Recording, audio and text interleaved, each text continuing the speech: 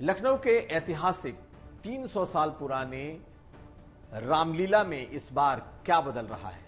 ऐशबाग के इस रामलीला के बाद होने वाले रावण दहन में आखिर रावण के साथ मेघनाद और कुंभकर्ण को क्यों नहीं जलाया जाएगा? सिर्फ रावण ही क्यों?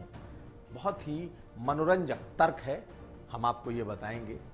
हम आपको ये भी बताएंगे कि आखिर बीजेपी के किस बड़े नेता ने कहा है कि मुलायम सिंह यादव उनके राजनीतिक गुरु हैं, और आज उन्होंने मुलायम सिंह के परिवार वालों से मेदांता मुलाकात की है, ये भी जानिए।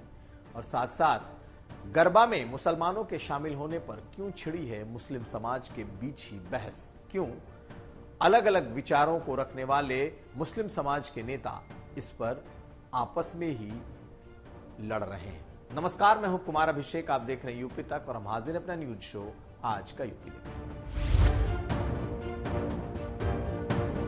लखनऊ की ऐतिहासिक रामलीला इस बार बदल जाएगी। रामलीला पूरा होगा और रामलीला के तुरंत बाद जो रावण दहन का कार्यक्रम होता है, उस रावण दहन के कार्यक्रम में इस बार रावण के भाई कुंभकर्ण और बेटे मेघनाद का दहन नहीं होगा। यानी अकेले विजयादशमी के दिन होने वाले इस रावण दहन के कार्यक्रम में सिर्फ रावण को जलाया जाएगा। ऐशबाग की 300 साल के इस रावण दहन और रामलीला के इतिहास में यह पहली बार हो रहा है कि रावण के साथ साथ जलने वाले मेघनाद और कुंभकर्ण को इस बार नहीं जलाया जा रहा है।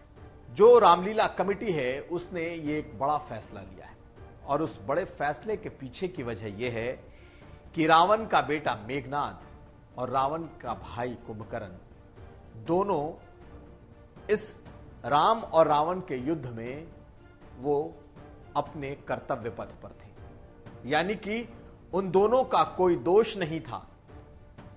सीता को रावण ने हरण किया, और जब युद्ध की शुरुआत हुई तो कुंभकर्ण को जब जगाया गया तो उसने पूरी बात पूछी, और जब बताया गया कि माता सीता का रावण अपहरण करके लाया है और उसके बाद ये युद्ध है, तो उसने रावण को समझाने की कोशिश की।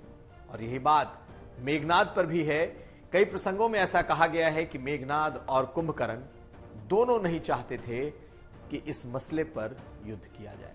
ऐसे में रामलीला कमेटी ने रामायण और रामचरितमानस के प्रसंगों को देखते हुए कुंभकर्ण और मेघनाद, बेशक ये दोनों रावण के भाई और बेटे थे, लेकिन इनके प्रसंग में इन्हें निर्दोष मानते हुए इन्हें जलाने से इस बार इनकार कर दिया और कहा कि अकेले रावण दोषी है, इसलिए सिर्फ रावण का ही पुतला दहन होगा।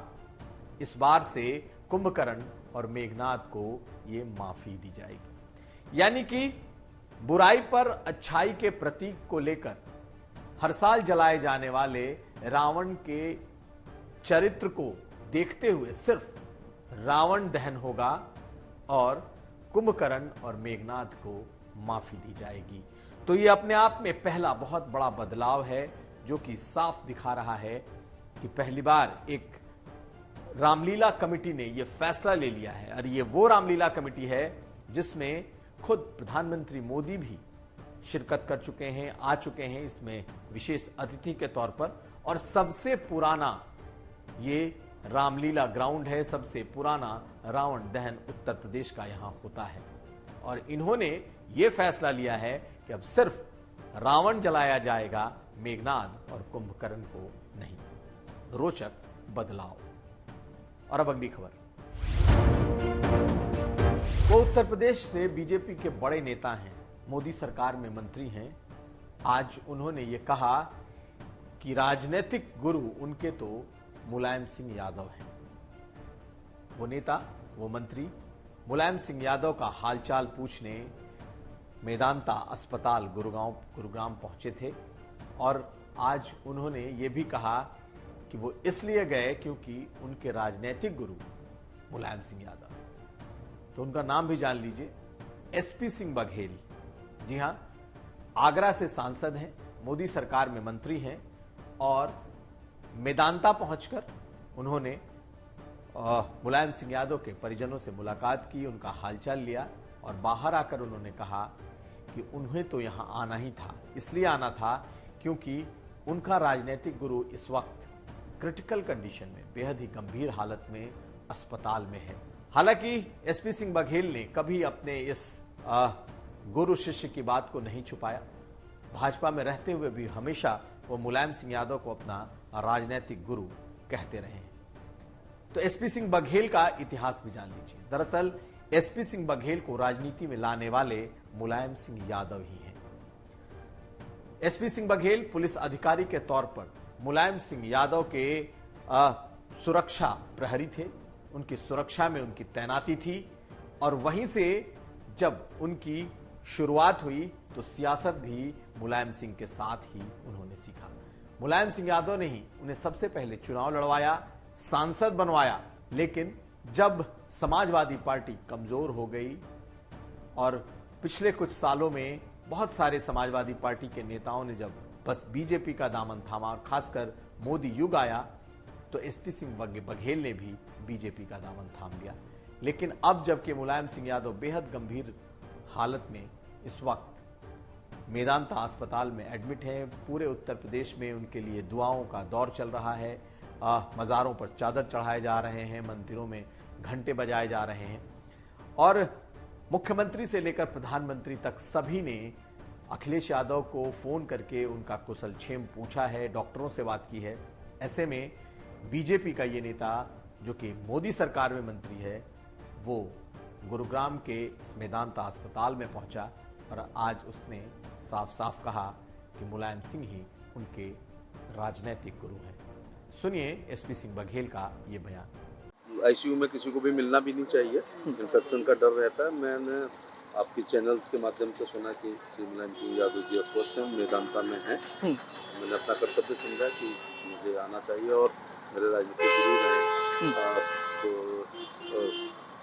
उनके बगल के इंस्टीट्यूट में श्री अखिलेश यादव जी से श्रीमती डिम्पल यादव जी और शिवपाल यादव जी और उनकी पत्नी श्रद्धा यादव जी, धर्मेंद्र यादव जी से मिलकर उनके बारे में हालचाल पूछा और उनको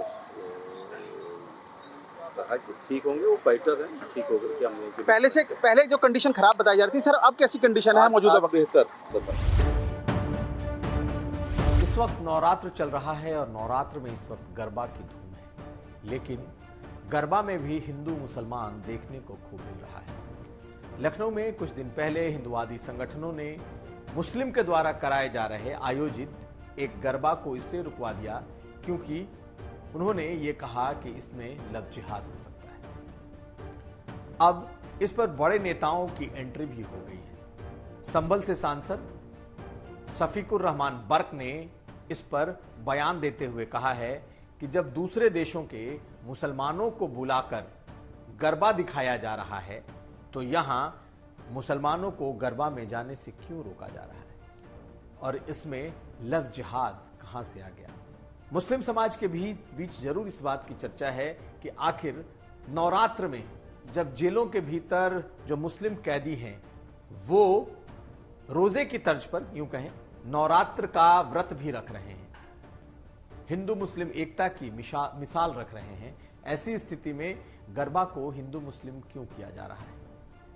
शफीकुर रहमान बर्क ने ये बातें आज कही हैं, लेकिन एक तरफ समाजवादी पार्टी के सांसद शफीकुर रहमान बर्क का यह कहना कि जब दूसरे देशों के मुसलमानों को गरबा दिखाया जा सकता है तो फिर यहां के मुसलमानों को क्यों रोका जा रहा है। शफीकुर रहमान बर्क क्या कह रहे हैं उनको सुन लीजिए।